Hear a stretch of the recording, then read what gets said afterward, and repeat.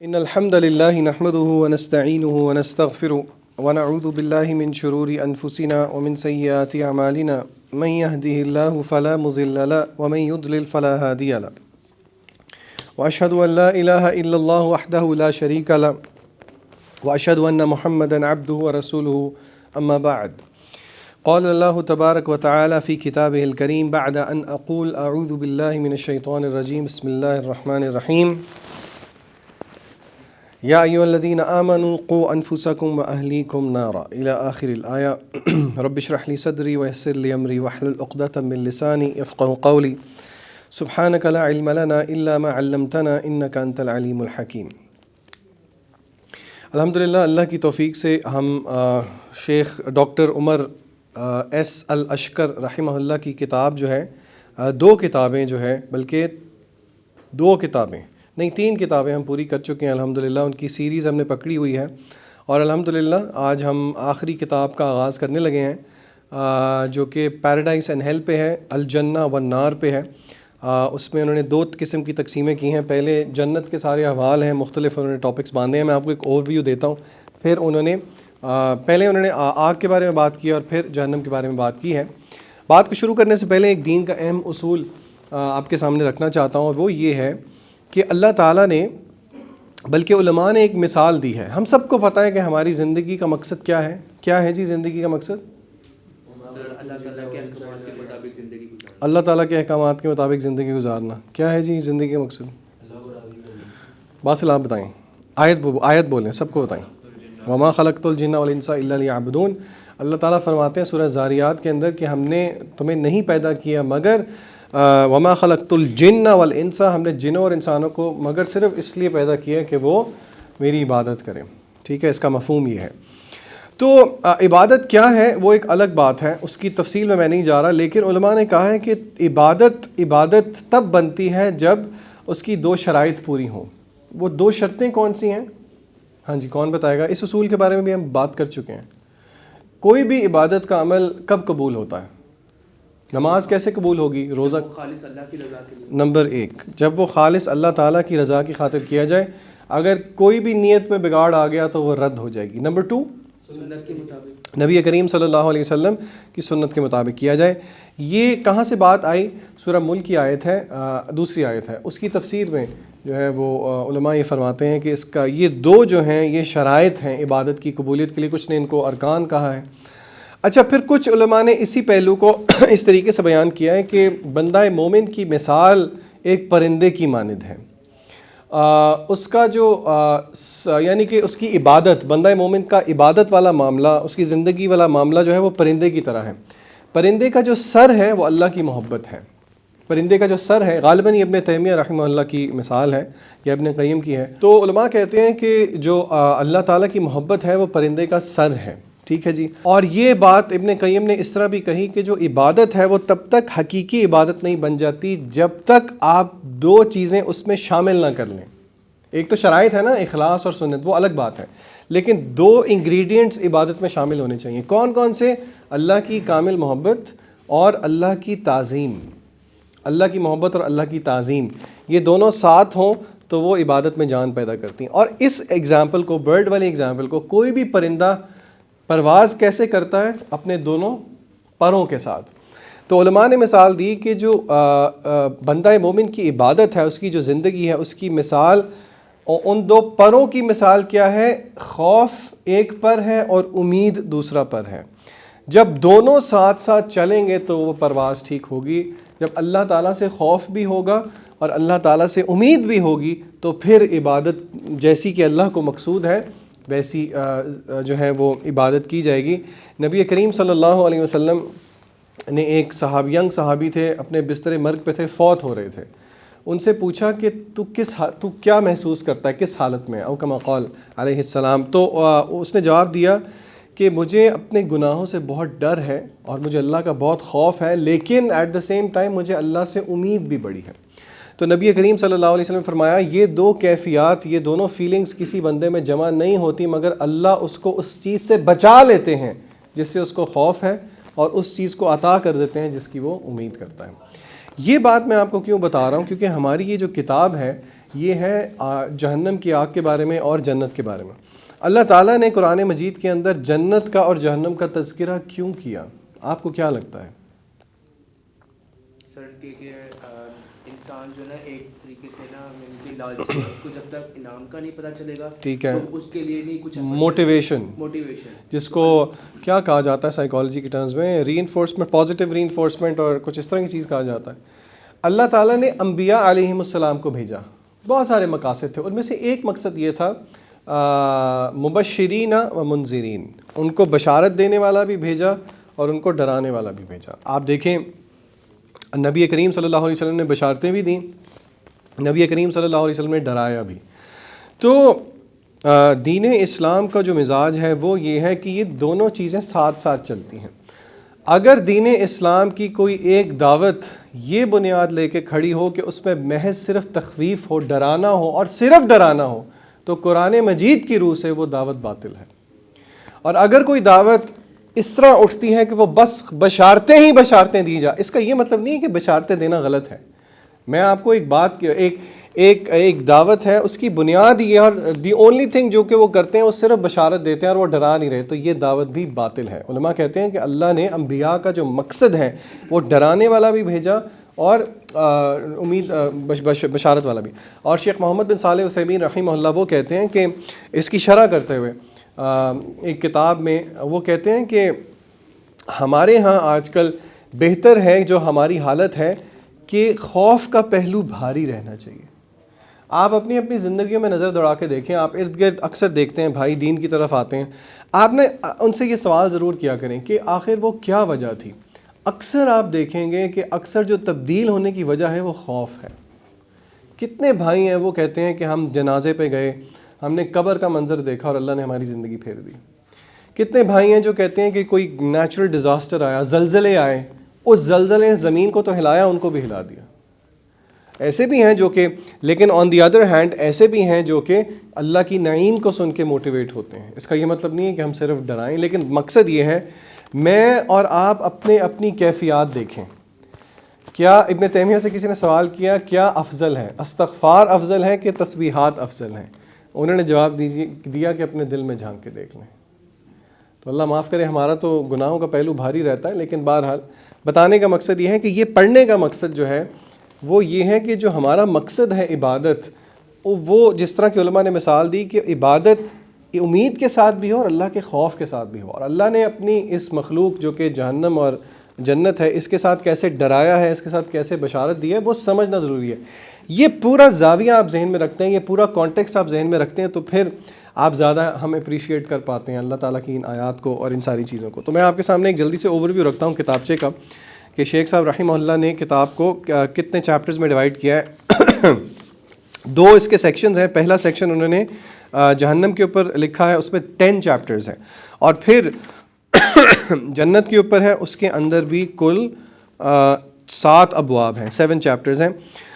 جہنم کی آج میں نے انشاءاللہ تیاری جو کی ہوئی اور سوچا ہے کہ پہلے 3 باب ہم کر لیں گے۔ پہلے 2 باب بہت بنیادی ہیں، چیپٹرز ہیں۔ پہلے میں ڈیفینیشن، ایکسپلینیشن، کچھ بنیادی باتیں جہنم کے بارے میں جو کہ آپ محض سوچیں گے کریڈل ایشوز ہیں، عقیدے کے ایشوز ہیں، ان کو کیا اس کا ہمارا عمل سے کیا تعلق ہے۔ یہ ایک سوچ بہت خطرناک ہے کہ کیا وہ ایک شعر بھی ہے، لیکن اصل میں نا کسی بھی پہلو کا جب ایک غلط پہلو نکھر کے سامنے آتا ہے نا تو آپ کو ساری پکچر کو ذہن میں رکھنا چاہیے۔ ایک شعر ہے کسی غالباً اقبال کا ہے، انہوں نے اس کا دوسرا مصرع یہ ہے کہ کہ کلمہ توحید کیا رہ گئی، فقط ایک مسئلہ علم کلام۔ اب ہم کہتے ہیں کہ پہلا جو رکن ہے وہ کیا ہے، توحید ہے، اور رکن اسلام کا گر جائے تو آپ کا اسلام ختم ہو جاتا ہے، ٹھیک ہے۔ اب ہم سمجھتے ہیں توحید کیا ہے جی، اب ہم کیا سمجھنے بیٹھیں، توحید ربوبیت ہے، توحید الوہیت ہے، توحید اسماء و صفات ہے، یہ تو ہمیں سمجھ نہیں آتی باتیں، حالانکہ یہ باتیں سمجھنے والی ہیں۔ اللہ تعالیٰ رب ہے، یہ میرے اور آپ کا عقیدہ ہونا چاہیے۔ رب ہونے کا کیا مطلب ہے؟ میں مانوں کہ میرا خالق اللہ ہے۔ آپ کہیں گے یہ تو سب مانتے ہیں۔ میں مانوں کہ میرا رازق اللہ ہے۔ اب آپ کہیں گے کہ ہاں، آپ دیکھتے ہیں ہمارے معاشرے میں کچھ ایجوکیشن نہ ہونے کی وجہ سے لوگ رزق کے لیے اللہ کے علاوہ کس کے پاس جاتے ہیں؟ کسی بابے کے پاس چلے جاتے ہیں، کسی ولی کے پاس چلے جاتے ہیں۔ اب ولی اللہ کے قریب ہے، نو ڈاؤٹ، لیکن الرزاق کون ہے؟ اللہ کی ذات ہے. تو یہ کریڈل ایشو نہیں ہے، یہ میرے اور آپ کا روزمرہ کا مسئلہ ہے کہ یہ یقین ہو اللہ تعالیٰ کے بارے میں کہ اللہ تعالیٰ رازق ہے، اللہ مالک ہے. اللہ نے آپ کو کوئی چیز دے دی، آپ اکڑنا شروع ہو جائیں. یہ روزمرہ کا معاملہ ہے. اللہ تعالیٰ کہتے ہیں ما اصاب من مصیبت، کوئی مصیبت تمہیں نہیں آتی لیکن وہ اللہ کے اذن سے ہوتی ہے. اگر اللہ تمہیں کوئی چیز دے دے تو تم ایروگنٹ نہ ہو، اور کوئی چیز اگر تم سے روک لے تو تمہیں اس کا افسوس نہ ہو. اللہ مالک ہے، اللہ نے دے دیا تو اکڑنے کی ضرورت نہیں ہے، اللہ نے لے لیا تو اکڑنے کی ضرورت نہیں. اسی لیے جب کوئی فوت ہوتا ہے تو ہم کیا کہتے ہیں؟ کیوں کہتے ہیں؟ اس کا مطلب کیا ہے؟ کوئی کہے کہ یہ میرا لخت جگر تھا، یہ میرا باپ تھا، یہ میری ماں، اللہ نے لے لیا، یہ کیسا ظلم؟ ظلم نہیں ہے. انا للہ، ہم اللہ ہی سے ہیں، وانا الیہ راجعون، اور اللہ ہی کے پاس جانا ہے. مالک کون ہے؟ یہ بہت زیادہ پتہ نہیں پوئٹری آ جاتی ہے، بہرحال پوئٹری کو بھی ہم سائڈ پہ رکھتے ہیں. یہ حرف جو ہے نا وہ اقبال نے غالباً کہا کہ خدا مالک، خدا رازق، تو کیسا؟ یعنی کہ آپ جسے انگلش میں کہتے ہیں نا how on earth can you have the audacity. Audacity کا مطلب ہوتا ہے یہ جرت کیسے کی تم نے یہ چیز استعمال کرنے کی. اللہ مالک ہے. تو یہ توحید محض ایک فقط مسئلہ علم کلام نہیں ہے، یہ روزمرہ کی بات ہے. محبت ہو جاتی ہے. کیوں جی محبت ہوتی ہے؟ ہوتی ہے. زور سے آواز آئی اگلی والی سیٹ سے. ہوتی ہے محبت، ہوتی ہے، بالکل ہوتی ہے. اور سب سے زیادہ پرکشش چیز اللہ نے کیا رکھی ہے؟ مرد کے لیے عورت رکھی ہے. اللہ کہتے ہیں اپوزٹ جینڈر، خاص طور پہ مرد کے لیے عورت. وَمِنَ النَّاسِ مَن يَتَّخِذُ مِن دُونِ اللَّهِ أَندَادًا يُحِبُّونَهُمْ كَحُبِّ اللَّهِ. لوگوں میں سے کچھ ایسے ہیں جو کہ اوروں کے ساتھ ایسی محبت کرتے ہیں جیسی اللہ کے ساتھ کرنی چاہیے. وَالَّذِينَ آمَنُوا أَشَدُّ حُبًّا لِلَّهِ. اور بلکہ اہل ایمان کا معاملہ تو یہ وہ اللہ کے ساتھ محبت میں بہت شدید ہوتے ہیں. تو کیا روزمرہ کا معاملہ نہیں ہے توحید؟ ہم تو دل ایسے ہیں جیسے اس کو دے دیا، اس کو دے دیا، اس کو دے دیا. میں نہیں پوچھوں گا آپ نے کتنی دفعہ کس کو دل دیا ہوا ہے، لیکن بہرحال بات تو سچی ہے. کیوں جی سچی ہے؟ ہلا دیں سر. اچھا چلیں. تو اسی طرح اللہ تعالیٰ کے اسماء و صفات ہو گئے. دعائیں کون سنتا ہے؟ میں تکلیف میں ہوں، گھر میں مسائل چل رہے ہیں، میں یقین کے ساتھ ہاتھ اٹھاؤں گا اللہ تعالیٰ کے سامنے، یا پھر میں کہوں گا یار نہیں میں کسی پہنچے ہوئے بندے کے پاس چلا جاؤں، میں تو کمزور ہوں، گناہ گار ہوں، میں کس منہ سے اللہ تعالیٰ کے آگے جو ہاتھ اٹھاؤں. حالانکہ اللہ تعالیٰ نے تو یہی بات سکھائی ہے، گناہ گار ہو کوئی بات نہیں، میرے بندے تو ہو نا، تو آؤ میرے سے دعا کرو میں قبول کروں گا. روزمرہ کا تعلق ہے. اسی لیے یہ کریڈل باتیں نہیں ہوا کرتی، یہ باتیں بنیادی ہیں. تو بات جو میں کرنا چاہ رہا تھا، شروع میں انہوں نے کچھ تعریفات کی ہیں پہلے باب کے اندر، اور کچھ عقیدے کی کتاب ہے عقیدہ طحاویہ، اس کے اندر انہوں نے کچھ 9 کے قریب اصول لکھے ہیں جو میرے اور آپ کے لیے جہنم کے بارے میں، جنت کے بارے میں ماننا ضروری ہیں. اگر وہ ہم نہیں مانتے تو ہمارا ایمان اس پہ ضروری نہیں ہے، یہ ایمانیات اس پہ پورا نہیں ہوگا. ان چیزوں پہ ایمان لانا ضروری کیوں ہے؟ آمن الرسول بما انزل الیہ من ربہ والمؤمنون کل آمن باللہ وملائکتہ وکتبہ ورسلہ. یہاں پہ آخرت کا اس آیت میں ذکر نہیں ہے، لیکن ایمان بالآخرہ ایمان کے ارکان میں سے ایک رکن ہے. ٹھیک ہے، آخرت پر، اور آخرت پر ایمان، علماء کہتے ہیں، ہمارے اساتذہ سمجھاتے ہیں کہ آخرت کا ایمان سب سے اہم کیوں ہے. یہ کیوں اس پوری سیریز کا انتخاب کیا گیا؟ کیونکہ عمل میں اگر کوئی چیز سیدھی رکھتی ہے تو وہ کیا رکھتی ہے؟ آخرت. جب آپ دیکھتے ہیں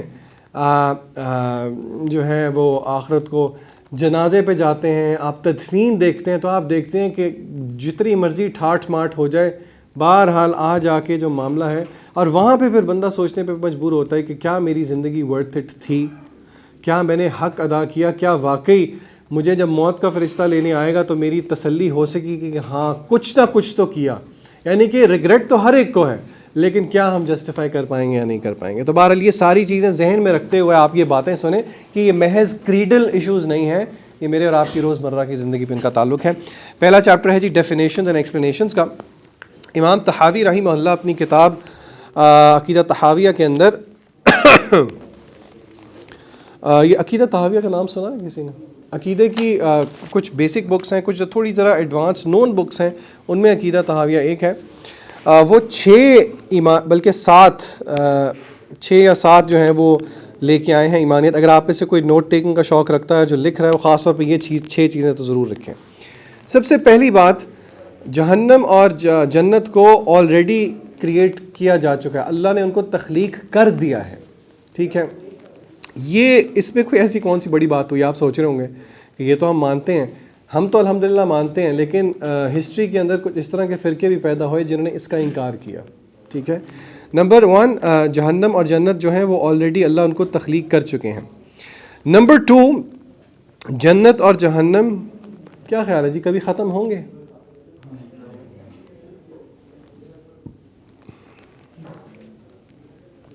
جنت اور جہنم کبھی بھی ختم نہیں ہوں گے. ٹھیک ہے.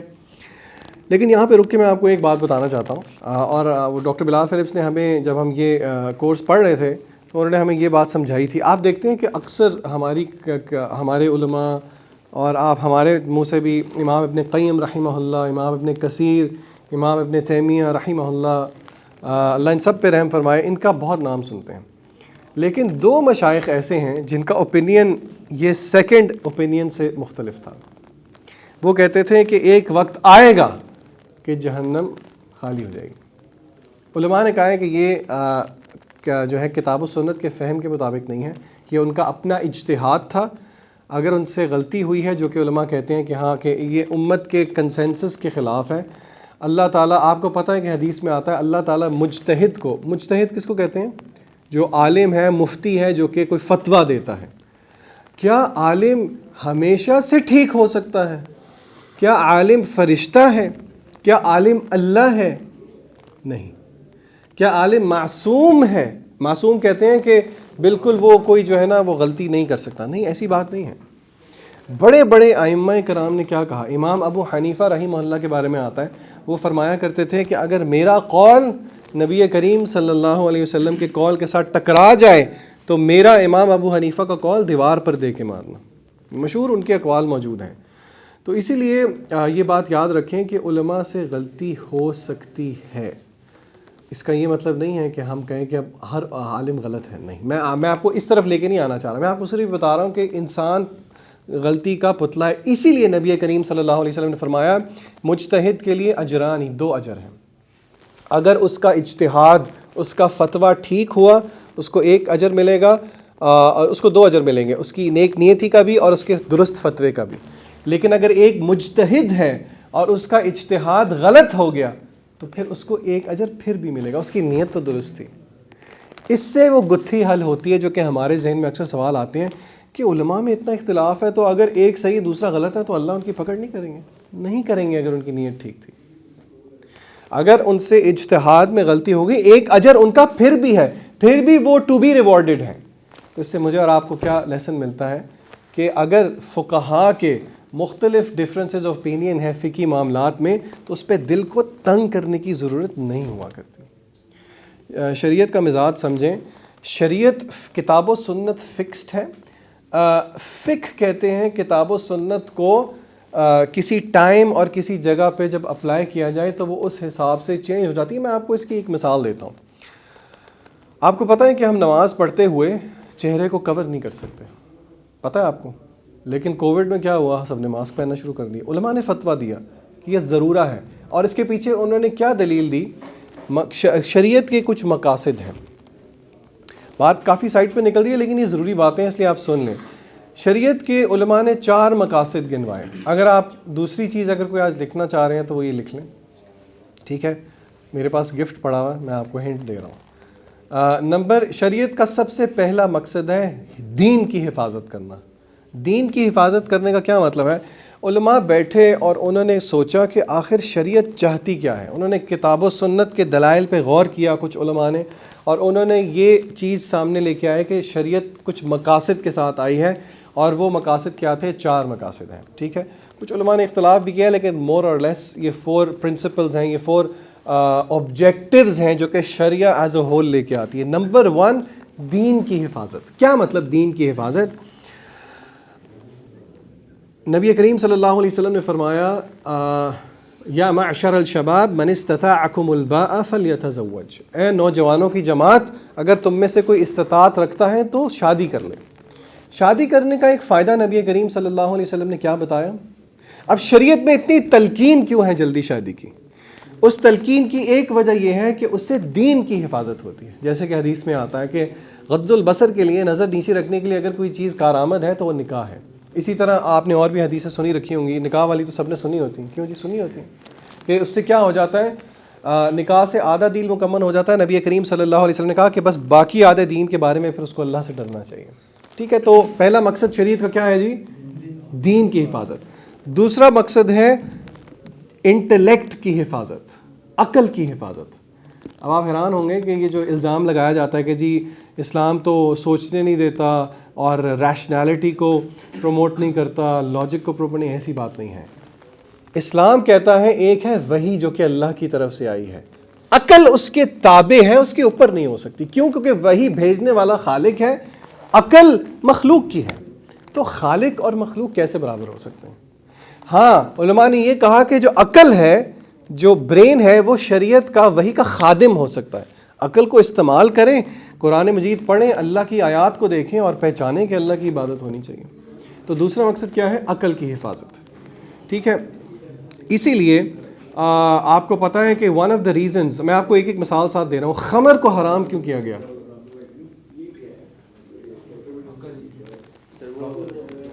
انٹاکسیکیشن کرتی ہے، آپ کی عقل کو دھت کر دیتی ہے. ون آف دا ریزنز کہ اللہ نے اس کو حرام کیا از بیکاز انما الخمر والمیسر والانصاب، اور لمبی آیت ہے، رجس من عمل الشیطان، اللہ نے اس کو شیطان کا پیشاب کہا ہے، رجس کہا ہے، فاجتنبوہ، اس سے بچو.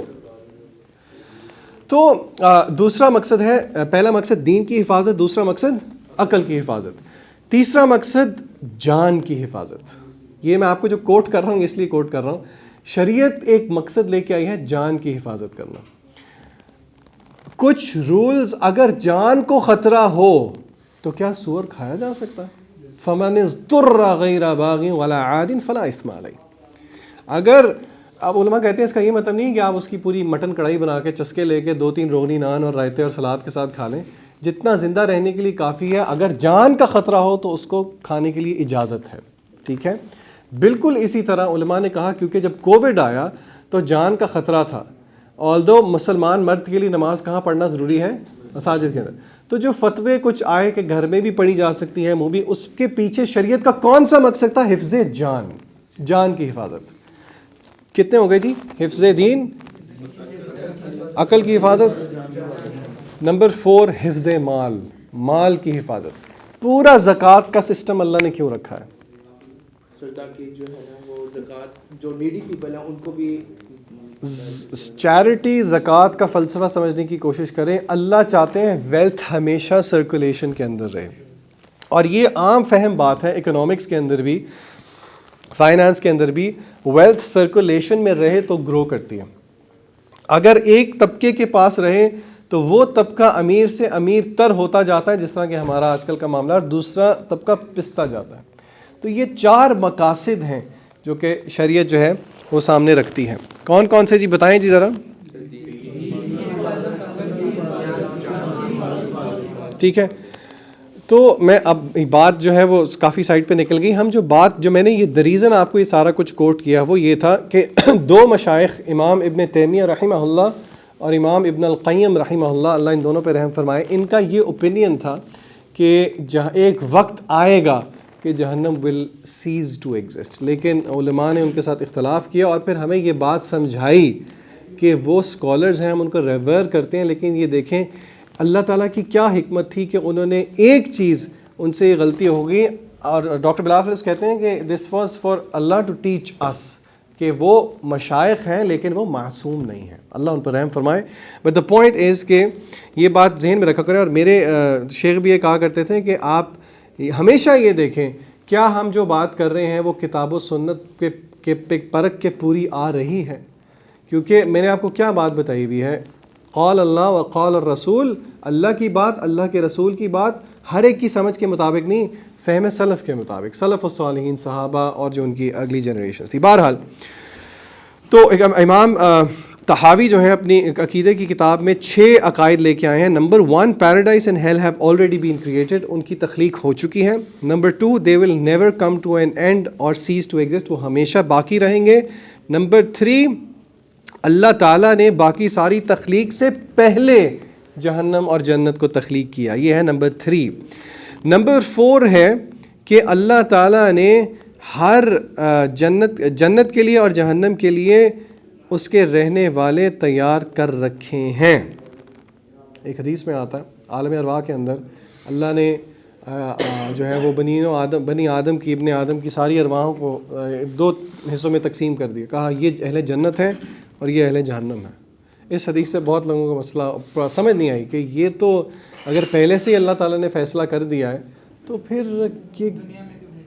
پھر دنیا میں کیوں بھیجا ہے؟ کیا خیال ہے؟ یہ صحیح حدیث میں آپ کو بتا رہا ہوں. اس وقت لوح محفوظ کے اندر لکھا جا چکا ہے کون کہاں جائے گا. تو پھر یہ تو زیادتی نہیں ہے؟ کیا خیال ہے؟ میرا سوال سمجھ میں آ رہا ہے آپ کو؟ میں اگر آپ کو کہوں کہ آپ کو کسی نے اس وقت فورس کیا ہوا ہے کہ آپ دونوں ٹانگیں نیچے رکھ کے بیٹھیں اور ایک ٹانگ کے اوپر دوسری ٹانگ نہ رکھیں، میرے خیال سے آپ کی اپنی مرضی ہے. جن بھائیوں نے رکھی ہے انہوں نے اپنی مرضی سے رکھی ہوئی کہ جی ساتھ والوں نے کہا ہے. کیا خیال ہے؟ یا آپ کو یہ فیل ہوا ہے اللہ تعالیٰ نے زبردستی رکھوا دی ہے؟ اپنی مرضی سے رکھی ہے نا. ہر عمل آپ کی مرضی کا ہے. آپ یہاں بھی آ سکتے تھے، آپ کسی ڈانس پارٹی پہ بھی جا سکتے تھے. کیوں جی جا سکتے تھے؟ اس ٹائم پہ ہوتی ہے ڈانس پارٹی، رات کو ہوتی ہے، اکثر رات کو ہوتی ہیں. آپ کہیں گے مجھے کیسے پتا؟ ایسے ہی کام رات ہی کو ہوتے ہیں. کیا خیال؟ اچھا، تو اللہ تعالیٰ قرآن مجید کے اندر فرماتے ہیں فَأَلْهَمَهَا فُجُورَهَا وَتَقْوَاهَا. ہم نے فجور کا راستہ بھی دکھا دیا، نیکی کا راستہ بھی دکھا دیا. اور پھر جس طرح بھائی نے کہا اللہ تعالیٰ نے سورہ دہر کے اندر کہا ہے اِنَّا هَدَيْنَاهُ السَّبِيلَ، ہم نے راستہ دکھا دیا ہے، اما شاکرا و اما کفورا، چاہے وہ شکر گزاری والا راستہ اختیار کر لے، اچھے کام کر لے، یا کفر والا راستہ اختیار کر لے. میرے اور آپ کے پاس فری ول ہے. سنا ہے نا word free will? Free will کا مطلب ہے ہم پہ جبر نہیں کیا جا رہا، we are not being forced. اچھا، اب میں یہاں پہ آیا ہوں، اس وقت بجے ہیں 4:45 بجے. میں نے گلاس اٹھایا، میں نے بسم اللہ پڑھا اور میں نے سپ لے لیا. یہ میں نے ایک عمل کیا ہے اپنی مرضی سے، لیکن کیونکہ اللہ تعالیٰ کی ذات العلیم ہے. العلیم کا کیا مطلب ہے؟ فوق کل ذی علم علیم. اللہ تعالیٰ قرآن مجید کے اندر کہتے ہیں ہر علم والے کے اوپر ایک اور عالم ہے، اور سب سے بڑا عالم کون ہے؟ العلیم ہے. اللہ کو پتہ تھا کہ آج کیا تاریخ ہو گئی جی؟ 4 تاریخ کو میرا بندہ ادھر بیٹھ کے 4:45 بجے ایک گلاس اٹھا کے بسم اللہ پڑھ کے ایک سپ لے گا اور اس نے یہ مثال دینی ہوگی. اب کیا میں یہ کہوں گا کہ کیونکہ اللہ تعالیٰ نے تقدیر میں لکھا ہوا تھا اسی لیے مجھے مجبور کیا گیا کہ میں گلاس اٹھاؤں؟ میں نے تو اپنی مرضی سے اٹھایا، لیکن کیونکہ اللہ العلیم ہے، اللہ کو پہلے سے پتا تھا میرا بندہ ایسے کرے گا، اسی لیے اللہ تعالیٰ نے اپنے علم کی بنیاد پر تقدیر کو لکھ دیا. تو میں یہ نہیں کہہ سکتا کہ کیونکہ تقدیر میں لکھا جا چکا ہے کہ میں نے جنت میں یا جہنم میں جانا ہے تو پھر میں کیا کروں. تو یہ بالکل باطل بات ہے. ٹھیک ہے، اور یہ بہت بنیادی مسئلہ ہے، اکثر پوچھتے رہتے ہیں سب. اس بات کو سمجھ لیں، اور آپ کو بھی اگر کوئی پوچھے تو آپ بھی اس کو اس طرح مثال کے ساتھ سمجھائیں کہ اس کا آسان حل یہ ہے. ہمارے ایف ایس سی کے اسلامیت کے سر کہا کرتے تھے کہ اس کا آسان حل یہ، اگر کسی کو سمجھ نہ آ رہا ہو، تقدیر کا مطلب اللہ تعالیٰ کا علم، بس بات ختم. اللہ نے اپنے علم کے حساب سے لکھ دیا اور اس پہ کسی کو کوئی کویسچن نہیں ہے. تو چوتھا جو ہمارا عقیدہ ہے، مجھے لگ رہا ہے ہماری ساری کلاس اسی میں گزر جانی ہے. چلیں بہرحال چوتھا جو ہمارا عقیدہ ہے وہ یہ ہے کہ اللہ تعالیٰ نے آلریڈی جہنم اور جنت کے لیے لوگ پیدا کر دیے ہیں. آئے ہم اللہ سے دعا کرتے ہیں یا اللہ ہمیں اہل جہنم میں نہ شامل کرے اور اللہ تعالیٰ ہمیں اہل جنت میں شامل کر دیں. سب آمین کہہ دیا کریں. کوئی نہ کوئی تو نیک ہوگا اس محفل میں جس کی اللہ تعالیٰ انشاءاللہ، نہیں حقیقت بات ہے. ہمیں نہیں پتہ کہ کس کی دعا جو ہے وہ قبول ہو جائے. بنی اسرائیل کا واقعہ ہے، حضرت موسیٰ علیہ السلام کی قوم کو جو ہے وہ اللہ تعالیٰ نے ان کے اوپر عذاب آ گیا. بارش قحط سالی کا تھا، تو اس میں ایک بندے سے گناہ ہو گیا تھا، وہ بھی کھڑا ہوا تھا باہر. تو اب اس کے دل میں ندامت پیدا ہو گئی، اور جیسے ہی اس کے دل میں ندامت پیدا ہو گئی، اس ایک کی توبہ کی وجہ سے اللہ تعالیٰ نے بارش برسا دی. تو اس لیے آمین کہہ دیا کریں، انشاءاللہ کوئی نہ کوئی تو ایسا ضرور ہوگا. تو اللہم اعتق رقابنا من النار، اور اللہ ہمیں جنت میں داخل کر دے. اچھا جی، کتنے ہو گئے جی؟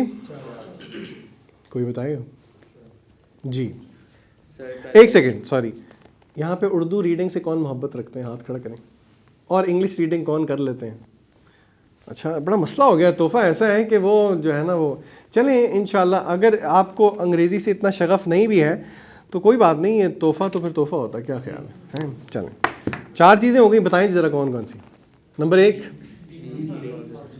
دوبارہ بتائیں. اس پیدا کیا جا چکا ہے. نمبر 2 کبھی ختم نہیں ہوں گی. نمبر 3 ساری مخلوق سے پہلے اللہ نے پہلے ان کو کریٹ کیا. نمبر 4 ڈیسائیڈڈ ہے کہ ان میں کون کون جانے والے ہیں. اچھا جی. نمبر 5 اور یہ جو آپ سنتے ہیں یہ دیکھیں یہ مشائخ کی ان کتابوں میں سے ہے, جنت کے اندر داخلہ ملتا ہے اللہ کے فضل کے ساتھ, جہنم کے اندر داخلہ ملتا ہے اللہ کے, جہنم کی بات ہوئی, اللہ کے عدل کے ساتھ, اللہ کے عدل کے ساتھ. یہ جنت کا معاملہ فضل والا کیوں ہے جی؟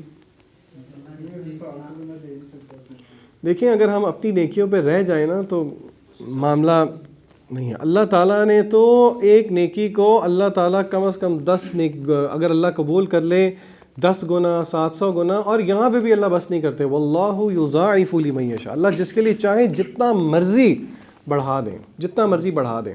بہت پیاری حدیث ہم نے پڑھی تھی, آپ کو یاد ہوگا, توحید کی اہمیت میں. ایک بندے کو لے کے آیا گیا قیامت کے میزان والے ٹاپک میں, آپ کو یاد ہوگا ہم نے پڑھی تھی.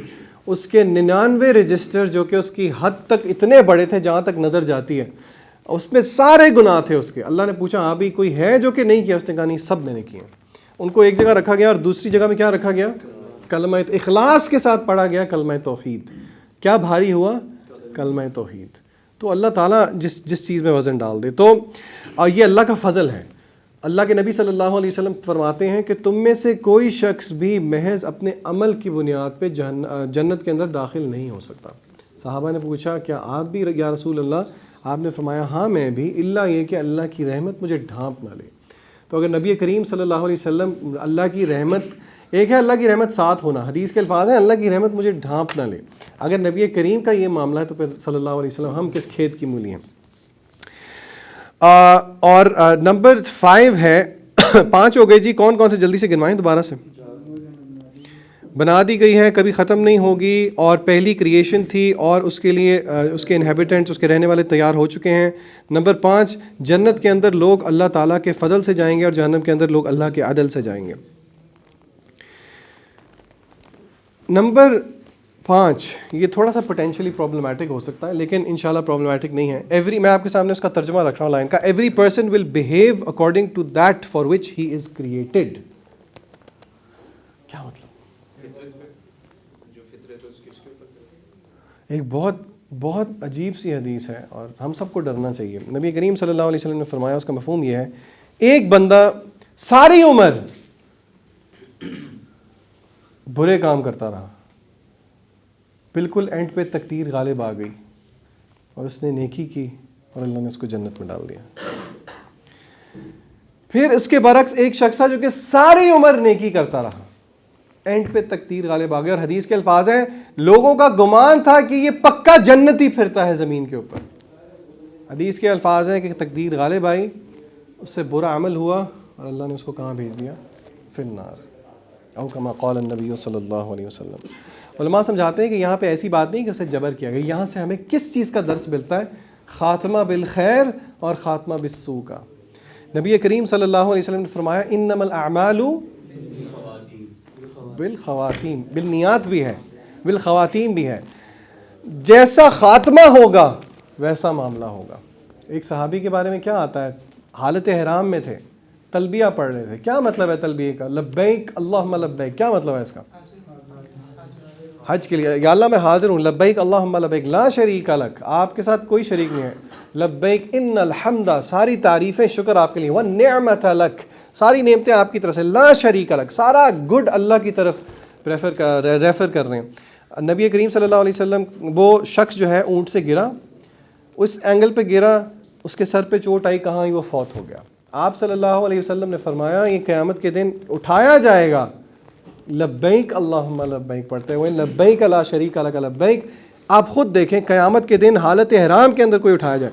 شہداء کے بارے میں آتا ہے قیامت کے دن جب ان کو اٹھایا جائے گا تو ان کے خون تازہ ہوں گے بالکل جیسے کہ ابھی ہیں, لیکن ان سے مسک کی خوشبو آ رہی ہوگی.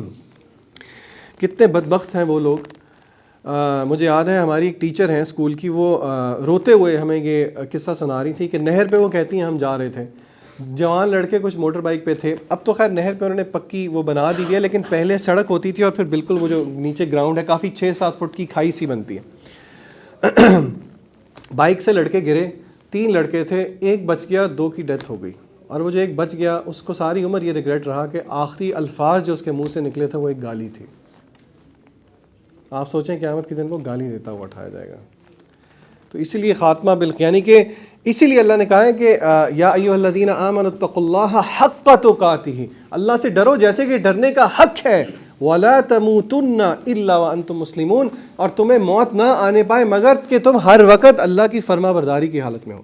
اسی لیے علماء کہتے ہیں کہ جب شیطان گناہ کی طرف ورگلا رہا ہو تو اپنے آپ کو یہ یاد دہانی کروائیں کہ اگر اس وقت ملک الموت آ گیا تو میرا کیا بنے گا. ملک الموت آپ کو نوٹیفیکیشن دیتا ہے آئی ایم کمنگ. اللہ کہتے ہیں یاتیکم بغتہ، ایک دم آئے گا اچانک. What a surprise. یہاں تک کہ علماء یہاں تک بھی کہتے ہیں جو اپنے بستر مرگ پہ بھی ہے، دیکھیں ڈیتھ بیڈ پہ جو 1-2-3 مہینے سے بیمار پڑا ہے، بالکل ملٹیپل آرگن فیلئر ہے، فلانا ہے، ٹمکانا ہے، اس کو پتہ ہے کہ اس کی موت آنی ہے، لیکن وہ بھی جب ملک الموت کو دیکھے گا تو وہ ان ایکسپیکٹڈ ہوگا، کیونکہ اللہ تعالیٰ اس وقت غیب کو کھول دیتے ہیں. اس وقت ہمیں فرشتے نظر نہیں آ رہے. کیا ہم فرشتوں کو دیکھ سکتے ہیں؟ دیکھیں گے انشاءاللہ جب موت آئے گی. اور تب 2 ہی معاملات ہیں، ہم پڑھ چکے ہیں، بہت خوبصورت آیات ہیں سورہ فصلت کی. ان الذین قالوا ربنا اللہ، جنہوں نے کہا کہ میرا رب اللہ ہے. صرف کہہ دیا نہیں، اس کا حق بھی ادا کیا. ثم استقاموا، اور پھر استقامت اختیار کی، ڈٹ گئے. مصیبتیں آئیں کوئی بات نہیں، اللہ کے احکامات پر عمل کرنا ہے، لوگ باتیں کرتے ہیں کوئی بات نہیں، نفس اجازت نہیں دیتا کوئی بات نہیں. ثم استقاموا، ایسے لوگوں کے ساتھ کیا ہوگا؟ ہم اللہ سے دعا کرتے ہیں اللہ ہمیں ان میں شامل کر دے. تتنزل علیہم الملائکہ، موت کے وقت ان پہ فرشتے نازل ہوتے ہیں. علیہم الملائکہ تو اللہ تخافوا ولا تحزنوا، کہ تم ڈرو مت اور حزن مت کرو. ابشروا بالجنہ، تمہیں جنت کی بشارت ہے جس کا تم سے وعدہ کیا گیا تھا. نحن اولیاؤکم فی الحیات الدنیا، ہم دنیا کے اندر بھی تمہارے دوست ہیں اور آخرت کے اندر بھی ہیں. ایسی موت ہے ورتھ اٹ. اسی لیے جب بھی کوئی عمل کریں اور آپ کو ڈی موٹیویشن ہو رہی ہو تو یہ یاد کر لیا کریں کہ کیا وہ موقع موت کے وقت کا ورتھ اٹ بنانا ہے کہ نہیں بنانا. کیا فرشتے کہہ سکیں گے کہ اللہ تخافوا ولا تحزنوا ابشروا بالجنہ؟ ایسے تو نہیں یہ بشارت ملتی. یہ بشارت کچھ کرتے ہیں تو ملتی ہے. نمبر 6، اور یہ بھی عقیدے کا ایک پیچیدہ تو نہیں، ایک لمبا مسئلہ، اس کی تفصیل میں نہیں جاؤں گا، کہ ہر شخص کی تقدیر میں لکھ دیا گیا ہے کہ وہ کتنی برائی کرے گا اور کتنی نیکی کرے گا. اور اس کا یہی مطلب ہے کہ اللہ نے وہ کس بنیاد سے لکھ دیا ہے؟ اپنے علم کی بنیاد سے. پھر ایک بہت عجیب سی اور ڈرانے والی حدیث ہے کہ بنی آدم کا زنا کا حصہ اس کے اوپر لکھا جا چکا ہے. اب آپ کہیں گے ہم تو زنا نہیں کرتے، اللہ معاف کرے، ہمارا زنا، ہم زنا محض اس فعل کو ہی سمجھتے ہیں. اس حدیث میں کیا آتا ہے؟ نبی کریم صلی اللہ علیہ وسلم نے کہا ابن آدم کا دیکھنا اس کا زنا ہے، اس کا سننا اس کا زنا ہے، اس کا ہاتھ لگانا زنا ہے. ہاں یہ اس جیسا زنا نہیں ہے، لیکن یہ کیا ہے؟ اس چیز کو دیکھنا جسے اللہ نے منع کیا. آنکھ کا زنا، کان کا زنا، اس چیز کو سننا جس سے اللہ نے منع کیا.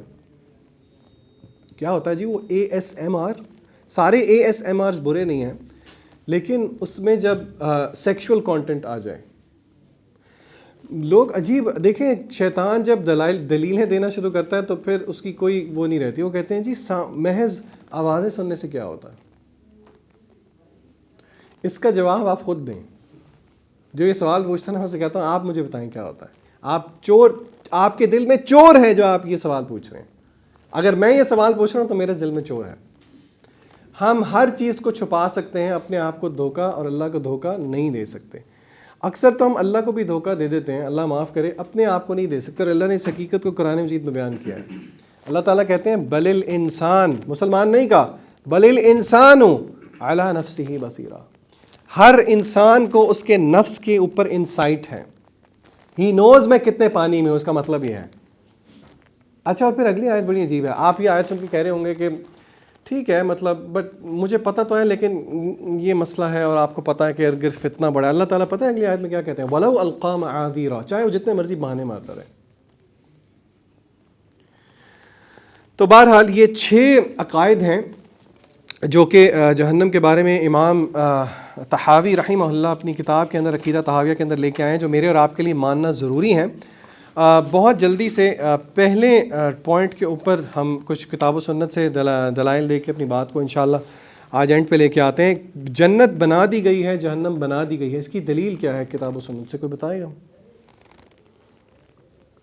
جو ضمہ کے اندر آپ لوگ سنتے رہتے ہیں. سورہ بقرہ کے اندر بھی ہے، اسٹارٹنگ میں جب حضرت آدم کا واقعہ آ رہا ہوتا ہے تو اس میں اسٹارٹ میں اللہ تعالیٰ کہتے ہیں کہ ہم نے دنیا اور آسمانوں اور زمینوں کی کریشن کے ساتھ جنت اور اس کا پروجیکٹ بھی ایک طرح سے کمپلیٹ کر دیا ہے. کیوں جی ایسے ہے؟ ایسے نہیں ہے، لیکن یہ ہے کہ جنت سے نکال دیا گیا آدم علیہ السلام کو. ٹھیک ہے، یہ اچھا اوکے، ڈائریکٹ بتائیں کوئی، ڈائریکٹ بتائیں کوئی.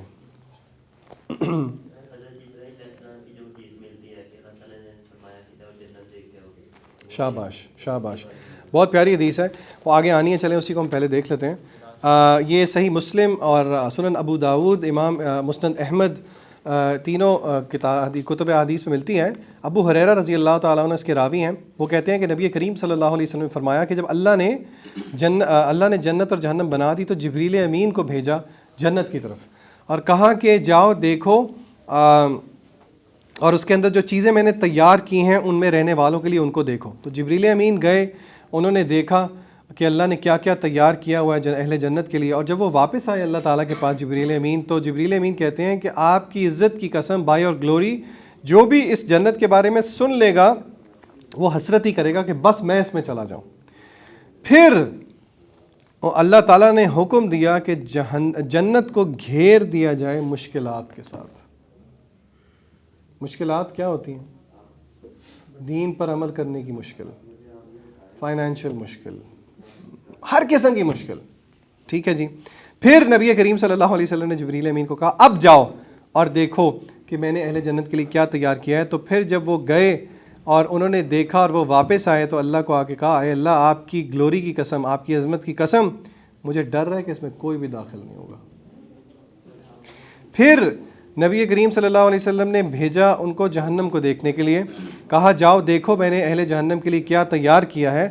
تو جبریل امین کہتے ہیں کہ وہ گئے، انہوں نے دیکھا، اور وہ جب اللہ تعالیٰ کے پاس واپس آئے تو اللہ تعالیٰ کو کہتے ہیں کہ آپ کی عزت کی قسم بائی اور گلوری، جو بھی اس کے بارے میں سن لے وہ کبھی اس میں داخل نہیں ہونا چاہے گا، کوشش نہیں کرے گا. پھر اللہ تعالیٰ نے حکم دیا کہ جہنم کو کس سے گھیر دیا جائے؟ شہوات کے ساتھ گھیر دیا جائے. ابن تیمیہ کہتے ہیں دو ہی چیزیں ہیں جو کہ بندہ مومن کو گھیرتی ہیں، شبہات، شہوات. پھر جبریل امین کو کہا گیا اب جا کے دیکھو. تو پھر جب جبریل امین نے جا کے دیکھا اور واپس آئے تو کہا آپ یا اللہ، آپ کی عزت کی قسم اب مجھے ڈر ہے کہ کوئی بھی نہیں بچے گا مگر وہ اس میں داخل ہو کے رہے گا. تو یہ دیکھیں اس حدیث سے ثابت ہوتا ہے کہ اللہ تعالیٰ نے جنت اور جہنم کو بنا دیا. اسی طرح اللہ تعالیٰ قرآن مجید کے اندر کہتے ہیں اعدت للمتقین، جنت کے بارے میں کہ اللہ نے اس کو تیار کر رکھا ہے. پھر اسی طرح اللہ تعالیٰ سورہ حدید کے اندر کہتے ہیں کہ بہت پیاری آیت ہے، سابقوا الی مغفرۃ من ربکم وجنہ. اللہ دعوت دے رہے ہیں آؤ، بلکہ دعوت بھی کیسی؟ سبقت لے جاؤ، بھاگو، ریس ٹوورڈ، سابقوا الی مغفرہ، اللہ کی مغفرت کی طرف بھاگو. سابقوا الی مغفرۃ من ربکم وجنہ، اور اللہ کی جنت کی طرف. اور پھر اللہ نے ایک نقشہ کھینچا جنت کا، وجنت عرضها كعرض السماء والارض، جنت ایسی جس کا احاطہ، جس کی وسعت زمین و آسمان جیسی ہے. اور وہ کہ اعدت للذین آمنوا باللہ ورسولہ، اور وہ کس کے لیے تیار کی گئی ہے؟ جو اللہ پہ ایمان لاتے ہیں اور اس کے رسولوں پہ ایمان لے کے آتے ہیں. اس آیت کو دیکھ کے ایک سلف کا قول ہے کہ یا ویلنا یا ویلتا، تیرے پہ حسرت ہے، تیرے پہ حسرت ہے، جنت کا عرض زمین و آسمان جتنا، اور اس میں تیرے جیسے 6 فٹ کے لیے کوئی جگہ نہیں. یہ کہ کتنی حکیمانہ بات ہے، کتنا بڑا عرض ہے، لیکن تیری کیا حسرت، تیری کیا بیڈ لک کہ تیرا اس میں 6 فٹ کا جسم ہے اور تیرے لیے وہاں پہ جگہ نہیں ہے. پھر اسی طرح اللہ تعالیٰ قرآن مجید کے اندر فرماتے ہیں ان جہنم کانت مرصادا، کہ جہنم جو ہے اس کو اللہ نے مرصاد کہتے ہیں ایمبش کو. ایمبش سمجھتے ہیں؟ تاک لگا کے بیٹھے رہنا، ایمبش. اللہ نے اس کو ایمبش کہا ہے، للطاغین مآبا، طغیانی کرنے والوں کے لیے، ٹرانسگریسرز کے لیے مآب ہے، ٹھہرنے کی جگہ ہے. اور پھر اسی طرح مختلف آیات ہیں.